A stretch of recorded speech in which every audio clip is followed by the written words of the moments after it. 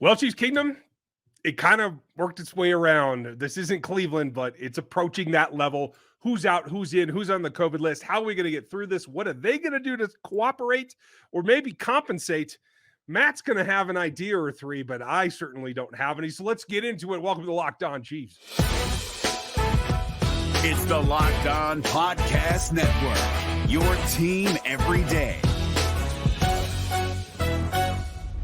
From the land of the free and the home of the Chiefs, this is the Locked On Chiefs podcast. Welcome back, everyone. This is Matt Derrick from ChiefsDigest.com. Do not worry that he looks a little wore out. It's okay. It's like there's nothing going on. It's an average day around Kansas City, especially at One Arrowhead Drive. What is the panic level up there, Matt? I would say it's increasing.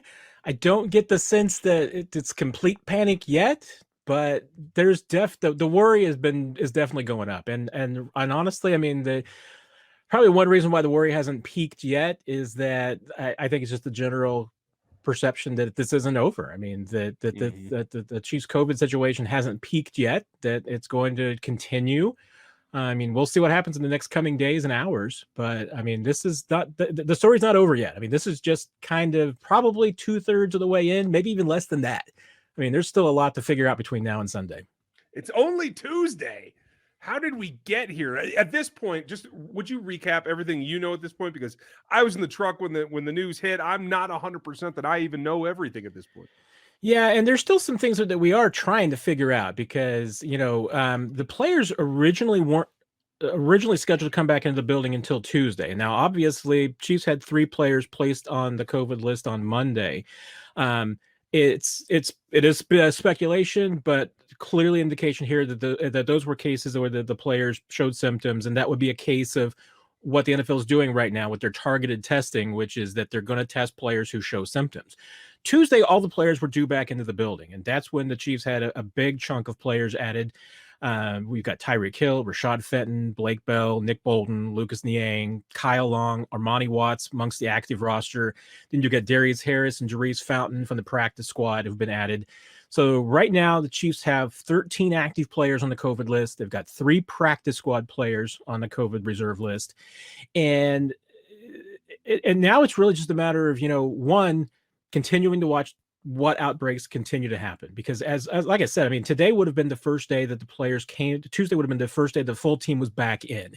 And right now the league is doing targeted testing, which means that they're just doing sample testing amongst position groups and coaches and staff. They're not testing all vaccinated players weekly the way they used to. They're just targeting. And then if they get positives, then they're doing the contact tracing and testing others. So we don't have a really firm grasp yet of the Tuesday additions to the list, how they originated. Were these cases of the targeting test came back positive? Are these cases where they were symptomatic and posted positives? We still have a lot of unanswered questions, and how much of contact tracing has been done, we still have questions about that. So, and the reason why I say this is going to continue is mostly just based on what we've seen with other NFL teams. I mean, you see a day like the Chiefs saw on Wednesday when you have 7 players go on the reserve list. That's not usually the end. Usually it's going to continue afterwards a little bit. So I certainly don't think this is the end for the Chiefs. Now, the positive is that, in theory, the 3 players who went on last week with Jones, Gay, and Gordon certainly should be back for the Steelers game. Their 10 days would be up regardless of whether or not they posted negative tests and were eligible. They should be able to come back.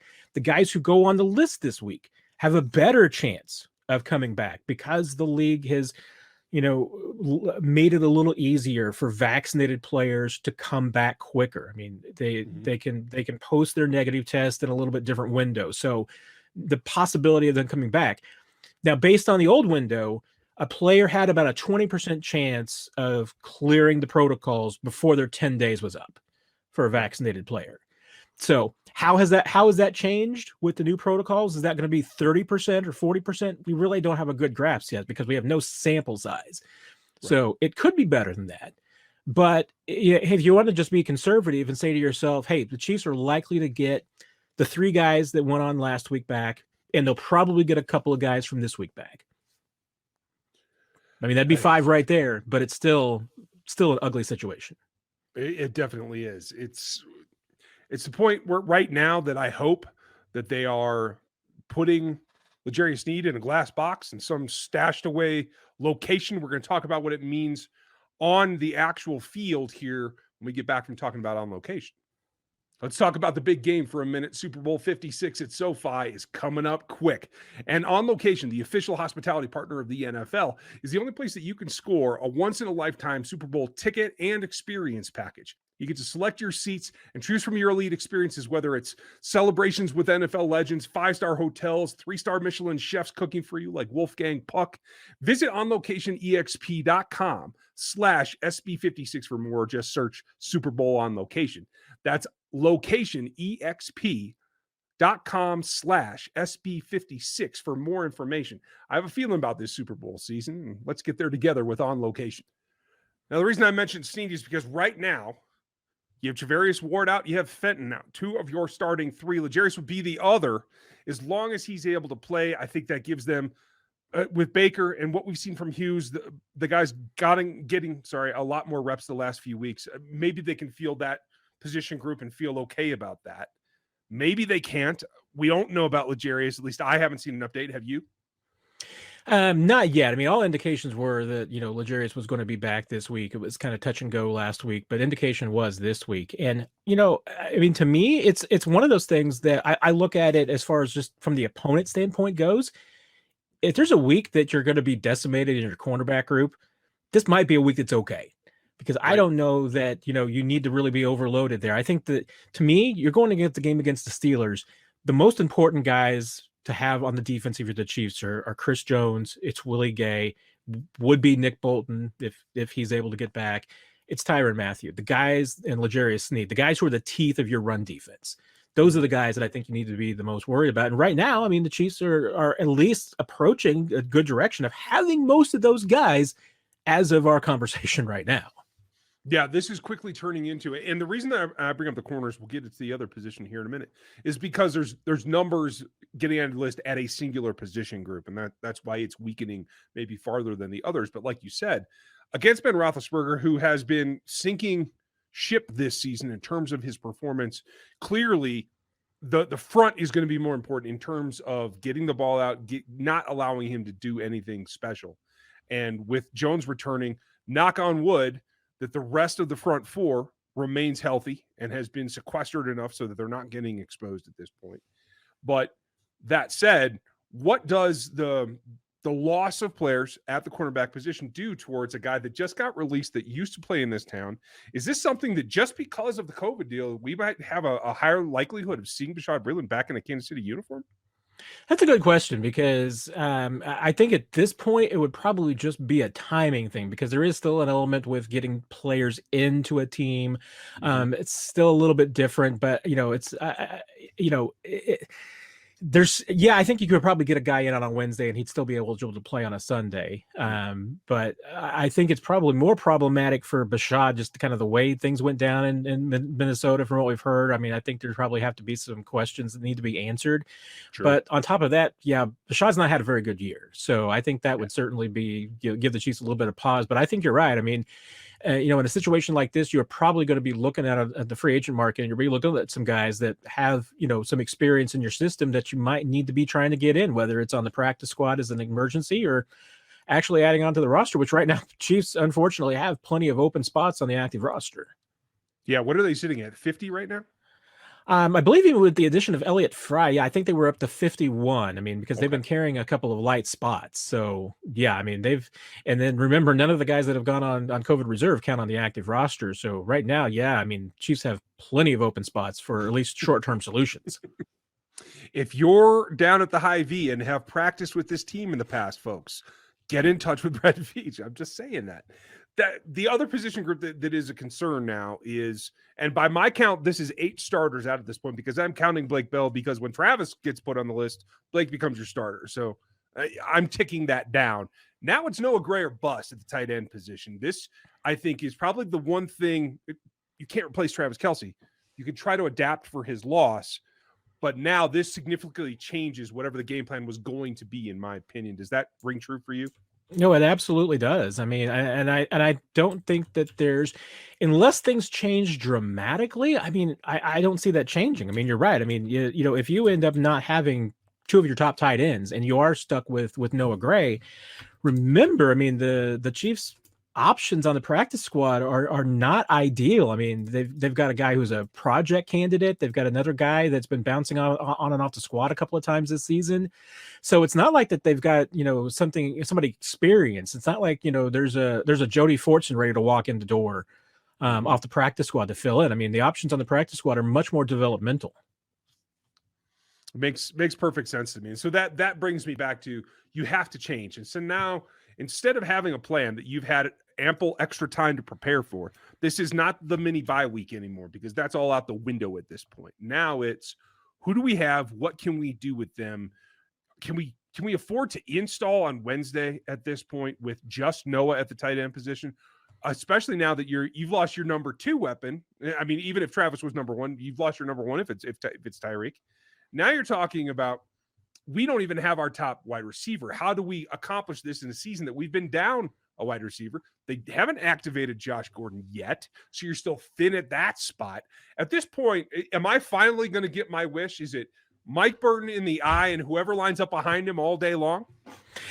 You know what? We might be getting ready to see some wing T offense from the Chiefs. I'm not sure. And that's what's going to be curious to me about, one, how the Chiefs do approach this week, because typically this time of year, Andy Reid doesn't do anything on a Wednesday much more than an abbreviated 10-10-10 practice. I mean, there's no helmets, there's no pads on Wednesday. It's very light work. And then on Thursday is usually their major practice of the week. I mean, that's when the game plan, really firmly gets in. I mean, they run through their first 15. They're doing all the things that, what they would do for a full core practice. I mean, that's their one hard hitting practice of the week is on Thursday. And then Friday they come back, they do their run through, and then they do a 10-10-10, which if you've been to training camp, you know what that is. It's 10 plays for the offense, 10 plays for the defense, 10 minutes of special teams. It's a 90-minute practice, and then you're out of there. So they don't do a lot of – Andy Reid doesn't do a lot of hard practices in December and January. Mm-hmm. So I could even see them, really changing the practice structure this week, and maybe they won't do anything. I mean, they could end up just, turning this into a meeting week and doing a lot of things virtually and doing a lot of things in just smaller groups. Maybe they're still going to do the big practice on Thursday. But once again, I mean, if you don't have the bodies for that practice, that really changes what you can do. So they're going to have a little bit of a problem with numbers. We haven't even gotten to the conversation then, which is, is this team really going to play on Sunday? That is coming up next, folks. We'll get to that right here. You got to love the holidays, all the food, the treats, and plenty of them. But you might want a yummy dessert that isn't so full of calories and sugar. It's a perfect time for a Built Bar. Built Bar is the new holiday dessert. They taste incredible. We've gone over them. We have all the new ones, blueberry muffin. You have the chunk cookie dough. You got to love that, as well as my favorite, coconut. You got to love the coconut brownie chunk. It is the best one out there. And feast or something delicious, and that's how you feel about these bars. You need to have one of those as well. Every single one is about 130 to 150 calories. Only 4 grams of sugar and plenty of protein, upwards of 15 grams per bar, versus a slice of pie that's over 300 calories. You got to get into this. And this is a just as good tasting and a better way to eat, especially around your holidays. Low calorie, low carb, low fat, and high protein, covered in 100% real chocolate. Built is the great option whenever you're hungry, whether it's Thanksgiving weekend or all the way through Christmas and even New Year's. They're all coming here right now, and it's time for a Built Bar or two. All the new surprises, all the new flavors that are always coming out every few days, it feels like. There's plenty to check out over at Built.com. If you use the code LOCKED15, you're going to end up getting 15% off of your next order. That's promo code LOCKED15 for 15% off at Built.com. You are the king of the segue at this point. I have lost my crown. I like that. I stole it from you. But before we get to what if, the first what if has to be, in my opinion, the first of the really large position groups, with Lucas Niang getting put on the list here. This is a group that if you let that loose in that room, you literally can't play a game if you lose 3 more guys, which at this rate, like you said, it's still crescendoing up to get to the point where maybe you're going to lose more guys if you follow the pattern that we've seen from the other teams around the league. So if it gets loose, I don't see how they could continue to try to put a team on the field if the offensive line has any more casualties. Am I overreacting to that? No, you're not. I mean, because that's exactly the spot that I am. I mean, if I'm the Chiefs and I'm looking at this situation, I'm like, okay, this is not ideal. But I think at this point, you can put a team out there. You can put a team out there to protect your quarterback. You can play some defense. And this is assuming nothing else changes after Tuesday night. Mm-hmm. The problem is exactly where you are. I think right now, to me, if I'm the Chiefs, I mean, obviously, I'm worried that my quarterback is going to end up on the reserve list. I mean, that's what every team worries about. And if that happens to you, I mean, we've seen over the last couple of seasons, doesn't end well. So, yeah, I mean, you lose your quarterback, that's a whole other element. But now, to me, the two most important guys for the Chiefs are Orlando Brown and Andrew Wiley. Because if one or both of those guys, end up out of this game, but they end up on the COVID list, now you're talking about having virtually no protection for Patrick Mahomes. I'm not even sure if I'm the Chiefs, I would want Patrick Mahomes to play in a game where he doesn't have Orlando Brown, Andrew Wiley, or Lucas Niang. Now, we're not there yet. You're right. I mean, the concern is that, it can get into these rooms and spread from there. And there's reason to, be concerned because, you know what, the Chiefs guys that went on the list on Tuesday were fairly representative of every single position group. So it wasn't like anyone got spared. So there's going to be some contact tracing. And that's why I say, let's see what happens in the following days. But those are the guys that I would worry about the most, because now you do have to worry about, to me, the biggest concern that this team has is taking care of Mahomes for the playoffs.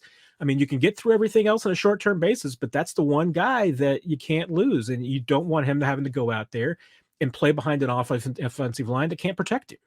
Mm-hmm. Especially with the best pass rusher in the league coming at you this week. And there's not a whole lot going great in Pittsburgh, folks, but TJ Watt's one of them. So that has to be high on the list. So that brings us to the topic that you were hinting at. I personally am a little pessimistic. I feel like there's some things at the NFL front office that might be stacked against this team on any given week, right? That you don't get as many passes when you've been in back-to-back Super Bowls. But from your perspective, where we are now, is this approaching the point where you think they might choose to postpone this ball game? Well, and the NFL has been incredibly opaque on all of this. I mean, there's no transparency with anything of the COVID issues, and moving games is the biggest one of all, because of course, originally, remember, we were told this wasn't going to happen. They weren't going to move games this season based on COVID outbreaks. And then they've established that, yes, they are going to move and postpone games because of it. There's no magic number. But right now, as we talked, Chiefs are at 13 active roster members on the reserve list. The magic number seems to be 20. That's the number where the league made moves with the other teams, like Cleveland, like the Rams and Washington. I mean, that's where they moved those games when those teams had 20 or more players on the reserve list. Okay. So what happens in the next 3 days, what happens leading up into Friday and the Saturday is really going to be the deciding factor if the league steps in. I think if you hit that magic number of 20, absolutely look for it. And I'm cynical enough to believe that even Mahomes is a name enough alone, that the league doesn't want their elite quarterbacks on the sidelines. That I think they will move games because they've established that's their MO. I think they would be willing to move a game if it means keeping one of their premier players on the field.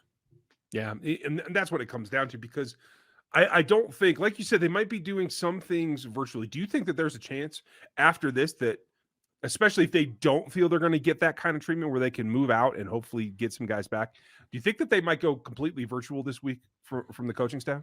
I wouldn't be surprised at all. I mean, it wouldn't surprise me if, certainly even on Wednesday, if they decided to do everything mostly virtual. I mean, they've got the option to do that with meetings, and I think that the Chiefs are certainly in a spot where that if they're not meeting virtually, they probably should.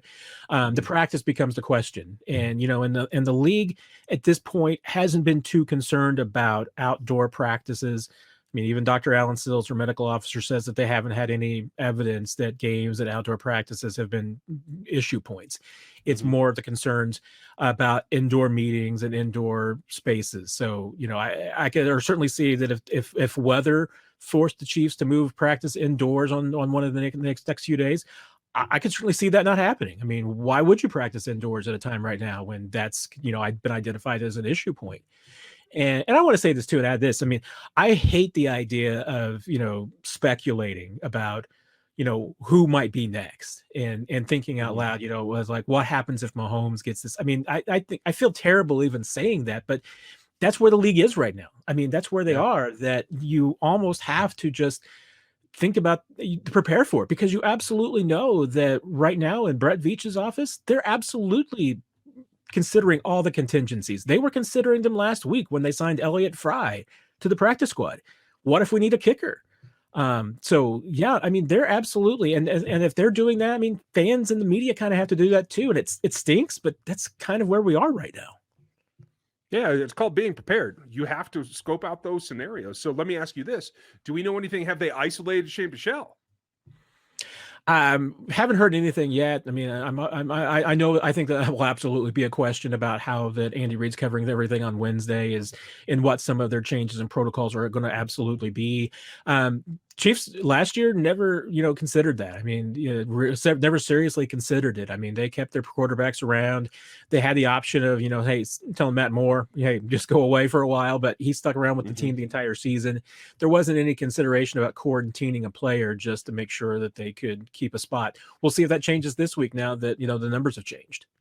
I'm going to be very interested in how they go about, because like you said, if you don't hit that magic number, or you don't hit, I mean, honestly, maybe we're already at that point with both Hill and Kelsey out. Two of your triple threat are gone at this point. Is that enough for the league? Do you think that there's a possibility we might find out about something a little bit earlier than that without having to subject anybody else to it? Because at the end of the day, you don't want to get this as an athlete.